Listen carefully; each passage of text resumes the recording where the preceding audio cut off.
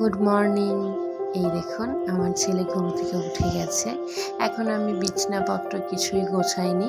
ভাবলাম আগে এখন ওষুধটা ওকে খাইয়ে নিই। এটা ভিটামিনের ওষুধ। খাওয়ানোর পরে এই দেখুন ঘড়িতে এখন বাজে সকাল ৭টা। তারপরে এই যে বাইরের ওয়েদারটা কতটা সুন্দর। তারপরে বাইরের ওয়েদারটা দেখে এই যে ছেলের জামা-টামা সব কিছু চেঞ্জ করে বিছানাপত্র গুছিয়ে নিলাম। ছেলে খানিকক্ষণ খেলাধুলো করার পর ঘুমিয়ে গেল। ও ঘুমানোর পর আমি ফ্রেশ হতে গেলাম।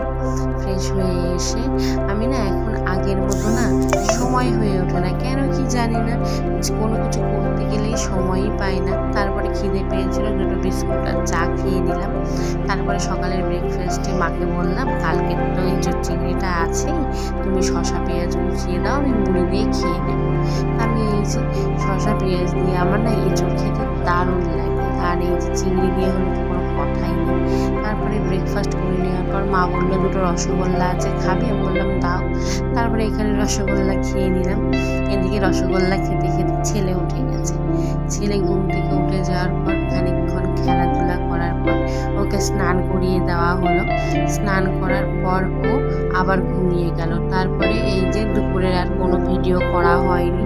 ও ঘুম থেকে উঠার পরেই যে আমাদের বাড়ি আমার বোনগুলো এসেছিলো, এই দিকেরটা আমার দাদার মেয়ে আর ওই দুটো বোন হয়, ওরা গান করছিল, আমি সেই ভিডিওটা করে দিচ্ছিলাম।